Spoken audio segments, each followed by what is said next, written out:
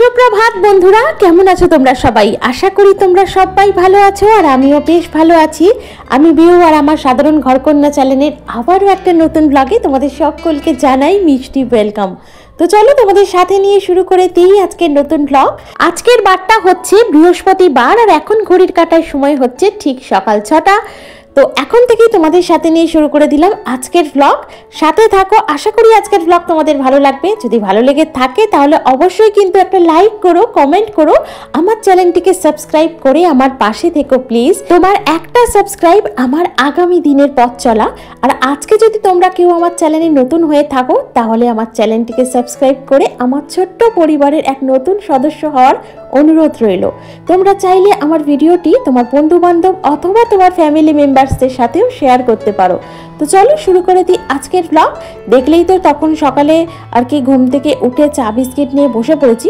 অবশ্য ঘুম থেকে উঠেই কিন্তু চা বিস্কিট নিয়ে বসিনি, তার আগে কিন্তু বাইরের অনেক কাজ থাকে, সেগুলো কমপ্লিট করে নেওয়ার পর সবাই মিলে একসাথে বসে চাটা খাচ্ছিলাম আর কি। তো চাটা খেয়ে এনার্জি একদম কাজের জন্য ডাবল করে নিয়ে চলে এসেছি ঘরে আর লেগে পড়েছি কাজে। দেখতেই পাচ্ছ বিছানাপত্র সব ভালোভাবে গুছিয়ে নিলাম আর খাটটাকেও একটু মোছামুছি করে নিলাম। আর খাটের পাশে এই যে একটা সোফা চেয়ার থাকে, এটাকে প্লিজ তোমরা ইগনোর করো, কারণ হচ্ছে কত জামা কাপড় এখানে বোঝাই হয়ে পড়ে আছে দেখেছো। এগুলো কিন্তু গোছানোর সময় তো হচ্ছেই না, কারণ এই সবে মাত্র পুজোটা তো মিটেছে। এখন না সত্যি বলছি প্রচুর কাজ, মানে এক তো পুজোর জামা কাপড়গুলো ঠিকঠাক করে গুছিয়ে রাখতে হচ্ছে, তারপর পুজোর আগে কিন্তু একবার করে আলমারি সমস্তটা গোছানো হয়ে গেছে, তারপর পুজোর মধ্যে না একবার এটা বার করতে হচ্ছে, একবার ওটা বার করতে হচ্ছে, এই করতে করতে আবার একবার দেখছি অগোছালো হয়ে গেছে, সেটাকেও গুছিয়ে নিতে হচ্ছে। আবার ওপরের ঘরে লক্ষ্মী পুজো করেছি, সোফা টেবিল এই সমস্ত কিছু এধার থেকে ওধার সরিয়ে আর কি পুজোটা করেছি, তো তাই আবার কিন্তু ওপরের ঘরটা গিয়ে পরিষ্কার পরিচ্ছন্ন করতে হবে। মানে পরিষ্কার পরিচ্ছন্ন তো হয়েই গেছে, মানে জায়গার জিনিস আবার জায়গাতে রাখতে হবে। এই করতে করতে না মানে সময় এত চলে যাচ্ছে কি বলবো।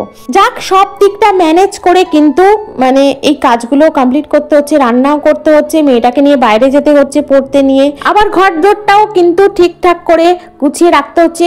সব থেকে বড় কথা হচ্ছে মানুষজন আসছে তো এখন বটেই, কারণ এখন সবে পুজোটা শেষ হয়েছে, দশমীর জন্য মানুষজন তো আসতেই থাকছে, সেটা বড় কথা নয়। বড় কথা হচ্ছে আমি নিজেই অগোছালো জিনিসপত্র একদম পছন্দ করতে পারি না। এই যে সোফা চেয়ারটা তোমাদের বললাম প্লিজ ইগনোর করো, ওই ঘরে ঢুকে না আগে আমার ওই সোফা চেয়ারটার উপরে নজর যাচ্ছে। যতক্ষণ না জামা কাপড়গুলো ঠিকঠাক করে গুছিয়ে রাখতে পারছি নিজের মধ্যেই না একটা কেমন অস্বস্তি হচ্ছে যে কখন আমি ওই কাজটা করব, কখন এই কাজটা করব।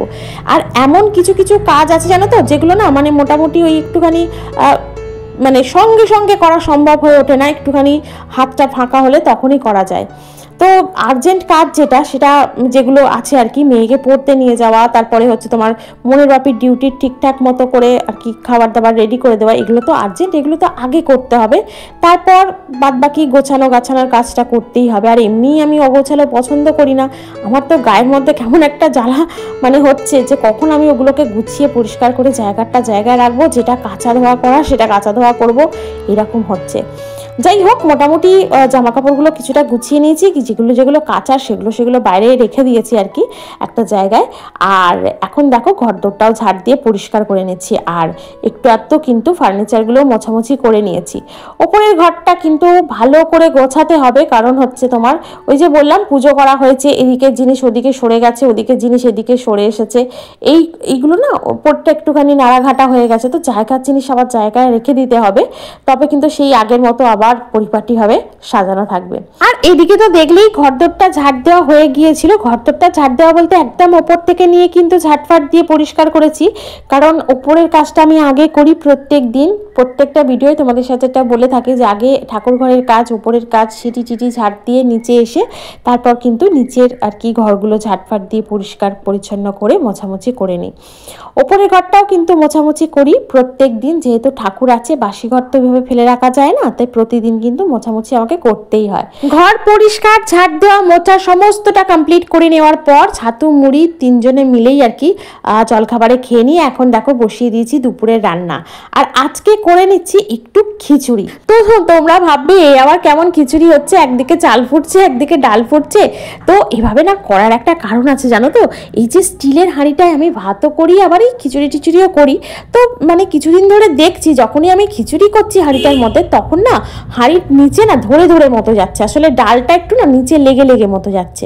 তো খিচুড়ি দেখবে একটু তলায় বসেই যায়, তুমি এমনি সিলিভারের হাঁড়ি বা অন্য কিছুতে যদি প্রেশারে যদি করে থাকো তাও দেখবে তলার দিকটা একটু বসে বসে মতো যায়, যেহেতু ডালটা চালটা থাকে ভাতের মাঠটাও থাকে সেই কারণেই।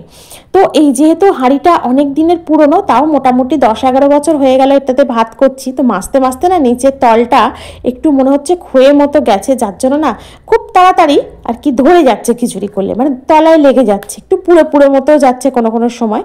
তো সেই কারণেই আমি ডালটা আলাদা সিদ্ধ করলাম, চালটা আলাদা সিদ্ধ করলাম, ফাইনালি দুটোকে এক করে যেমন খিচুড়ি করে ওরকমই করলাম। তো মোটামুটি আমার খিচুড়িটা একদম কমপ্লিটের দিকে, এদিকে তো দেখলেই যে মশলা কষিয়ে দিয়ে নিয়েছিলাম। আর এখন দেখো দিয়ে নিলাম 1 চামচ ঘি। ঘিটা দেওয়ার পর আবারও একবার ভালোভাবে নাড়াচাড়া করে নিয়ে নামিয়ে নেব। তো একদম দুপুরের লাঞ্চের জন্য রেডি কামিনী আতপ চাল আর ভাজা মুগের ডালের জমজমাটি খিচুড়ি। আজ তো বৃহস্পতিবার, মা লক্ষ্মীর বার, আর এই বছরে না লক্ষ্মী পুজোর দিনে খিচুড়ি ভোগটা করিনি জানো তো। তো সেই কারণেই ভাবলাম আজ বৃহস্পতিবার, আজকে বরং খিচুড়ি ভোগটা করেই ফেলি, মানে ভোগ নয় খিচুড়িটা করেই ফেলি। তার সাথে করেছিলাম একটু কষা আলুর দম, আর তার সাথে আর একটা জিনিস ছিল সেটা হচ্ছে একটু ইলিশ মাছ ভাজা। তো সেই দিনে কাকুর কাছ থেকে যখন ইলিশ মাছটা কিনি, কাকু না একটু বেখাপ্পাভাবেই ইলিশ মাছটা কেটে দিয়েছিল। তো ওই পেটিটা আলাদা ছিল আর আলাদা গাথাটা ছিল, তো সেই কারণে না পেটিগুলো একদমই সেই পাতলা পাতলা মতো থাকে, ওগুলো না আবার মানে তুমি যাই করো না কেন সেটাতে ভালো টেস্ট আসে না, সেই কারণে পেটি কটা পড়েই ছিল ফ্রিজে। তো ইলিশ মাছ তো ওইভাবে তো নষ্ট করা যায় না, সেই কারণে ভাবলাম আজকে খিচুড়ির সাথে ভাজা করে ফেলি, একটু আলুর দম করে ফেলি, ব্যাসটা একদম জমে যাবে। তবে একটা কি জানো তো, কদিন ধরেই দেখছি দুপুরবেলার দিকটায় বেশ বৃষ্টি আসছে, মানে ধরো না 12:30 1টা বাজতে না বাজতেই একদম ঝমঝমিয়ে বৃষ্টি। আর বাইরের ওয়েদারটা কিন্তু এখন বেশ ভালো মেঘলা করে আছে, রান্নাটা কমপ্লিট হতে না হতেই। তো মন আজকে বলছিল যে মা আজকে তুমি খিচুড়ি করছো, বাইরে কিন্তু ভালো রোদ্দুর উঠেছে। যখন আমি ওকে বললাম যে দেখ দুপুরবেলার দিকে তো বৃষ্টি আসছে, যখন খিচুড়িটা খেতে বসবো তখন দেখবি বেশ ভালোভাবে বৃষ্টি চলে এসেছে। আর জানো তো কথা তো মুখেতেই আছে, খাওয়ার সময় কিন্তু সত্যিই ভালো রকমভাবে বৃষ্টি চলে এসেছিলো। আর এখন রান্নাঘরটা ভালোভাবে পরিষ্কার পরিচ্ছন্ন করে, গ্যাসটা চিমনিটা পরিষ্কার করে, কড়াই টড়াই যে কটা রান্নার বাসন পড়েছিল সে কটা ভালো করে মাজা ধোয়া করে নিয়ে চলে এসেছি স্নান টান করে ঠাকুর ঘরে। বললাম আজকে বৃহস্পতিবার, তো বৃহস্পতিবার আমাদের গৃহলক্ষ্মীর পুজো। তো দুদিন আগেই কিন্তু যেহেতু কোজাগরি লক্ষ্মী পুজো করেছি তাই ঘরটা চেঞ্জ করলাম না, কারণ ঘরটা ব্রাহ্মণ মশাই পেতে দিয়ে গেছেন। তো এই 1 সপ্তাহ মানে 7 দিন না কাটলে কিন্তু ঘরটা চেঞ্জ করিনি। ওই ঘটের ওপরেই আর কি ফুল দিয়ে যেমন আমি মানে পুজো করি প্রতি বৃহস্পতিবার, যে মন্ত্র পুষ্পাঞ্জলি দানে পুজো করি সেভাবেই পুজোটা করেছি, শুধুমাত্র ঘরটা চেঞ্জ করিনি, কারণ 7 দিন হয়নি সেই কারণে আর চেঞ্জ করিনি। যদিও আমাদের একটা রীতি আছে যে ওই ঘট আমরা কিন্তু চেঞ্জ করি না, মানে এই বছর কোজাগরিতে যে ঘরটা পাতা হয় আর কি সেই ঘরটি একটি বছর থাকে, আবার পরবর্তী কোজাগরিতে এসে ঘরটি চেঞ্জ করা হয়, মানে প্রতি বৃহস্পতিবার ঘর তুলে মাজা ধোয়া করি না।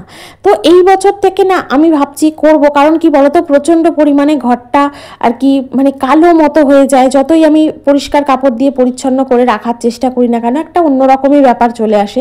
সে কারণে ব্রাহ্মণকে জিজ্ঞাসা করাতে উনি বলেছিলেন জলটা ফেলবে না, ঘরটা চাইলে চেঞ্জ করতে পারো, তোমার যখন মনে হচ্ছে না করলেই ভালো, করতে পারো, কিন্তু জলটা যেন ফেলো না, জল কিন্তু ওই ঘর থেকে ওই ঘটে তুমি আর কি ট্রান্সফার করে দিয়ে আবার একবার ঘরটা পেতে নেবে, মানে ওই ঘটের জলটা ফেলতে উনি বারণ করেছেন।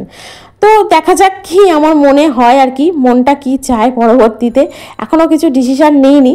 জানি না ঘরটা আমি চেঞ্জ করব না এই ঘরটাই পাতা থাকবে, এখনও সেভাবে কিছু ভাবিনি, দেখা যাক। ইচ্ছা করে জানো তো মেজে পরিষ্কার পরিচ্ছন্ন করে রাখবো, না হলে না একটা কেমন কালো মতো হয়ে যায়, একটা বছর ঘরটা থাকা মানেই একটা কেমন কালো মতো আস্তরণ পড়ে যায়, যতই পরিষ্কার করতে যাই না কেন সেই চকচকে ভাবটা আর কিন্তু থাকে না। আর এখন দেখো পুজোটা আমার কমপ্লিট, ভোগ দেওয়াও কমপ্লিট, আর এই যে মাকে সাজিয়ে কত সুন্দর লাগছে দেখতে। তারপর পুজো টুজো সেরে নিচে চলে এসেছিলাম, খেয়ে নিয়েছিলাম আজকের দুপুরের লাঞ্চ, খিচুড়ি, ইলিশ মাছ ভাজা, তার সাথে ছিল কষা কষা আলুর দম। ও আজকের দুপুরের লাঞ্চ ছিল সত্যি বলছি জমজমাটি। আর সেই বললাম যে খিচুড়িটা করছি কিন্তু খাওয়ার সময় ঠিক বৃষ্টি পড়বে, ঠিক তাই খিচুড়িটা নিয়ে বসেছি কি বসিনি, ঝমঝমিয়ে কিন্তু বাইরে বৃষ্টি পড়ছিল তখন। আর এই যে দেখো বাইরের ওয়েদারটা ঠিক এরকম হয়ে আছে, মানে বৃষ্টি কিন্তু পড়ছে, তোমরা হয়তো বুঝতে পারবে কি পারবে না ভিডিওতে, খুব মানে কি ঝিরিঝিরিভাবে বৃষ্টি পড়ছে। যাই হোক, বাইরে বৃষ্টি, ঘরে খিচুড়ি, একদম জমজমাটি ব্যাপার। আর এদিকে দুপুরবেলা একটু জাস্ট রেস্ট নিয়ে চলে এসেছি ঠাকুর ঘরে, আবারও সন্ধ্যার বিনতি প্রার্থনার। এখন কিন্তু আমাদের প্রার্থনার টাইম চেঞ্জ হয়ে গেছে, এই মাসে কিন্তু প্রার্থনার টাইম হচ্ছে 5টা 6 থেকে। তো 5টা 6 মানে অনেকটাই তাড়াতাড়ি, সময় একটু এগিয়ে এসেছে, যেহেতু সন্ধ্যাটা তাড়াতাড়ি হচ্ছে তাই প্রার্থনার টাইমটাও কিন্তু অনেকটা এগিয়ে এসেছে।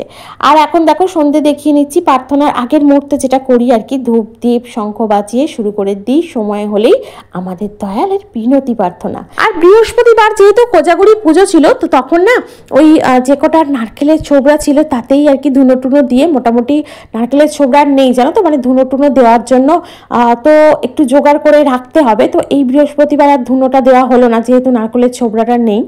তো ধুনো দিতে পারলে খুব ভালো হতো। আমার কিন্তু ধুনো ছাড়া বৃহস্পতিবার সন্ধ্যায় বিশেষত ধুনো ছাড়া না মানে মনটা একদম ভালো লাগে না। সেই কারণে একটা অন্যরকম ধূপ, মানে এটাও কিন্তু ধুনো ধূপই বলতে পারো, এটাও আর কি যে স্মেল যেটা আর কি দিচ্ছে আর কি, সেটাও কিন্তু ধুনোর মতোই গন্ধ। এই ধূপটা কিন্তু জ্বালিয়ে নিলে কি হয়, পুরো ঘরটা আর কি, ঠাকুর ঘরটা ধুনোর গন্ধে একদম মম করে। আর বিশ্বাস করো, পুজোর সময় ধুনো কর্পূরের গন্ধ যদি না পাওয়া যায় না, সেখানে পুজো বলে না কেমন একটা মনেই হয় না, জানো তো, মানে পুজো করেছি বলে মনেই হয় না। ধূপ দীপ শঙ্খ বাজিয়ে ঠাকুরের প্রণাম সেরে শুরু করে দিলাম আজকের আমার দয়ালের প্রার্থনা। তো এই সাথে আজকের ব্লগটা এখানেই রাখলাম। তোমাদের যদি ভালো লেগে থাকে অবশ্যই একটা লাইক করো, কমেন্ট করো, আমার চ্যানেলটিকে সাবস্ক্রাইব করে আমার পাশে থেকো। দেখা হচ্ছে পরবর্তী ব্লগে। ভালো থেকো, সুস্থ থেকো, শুভ সন্ধ্যা।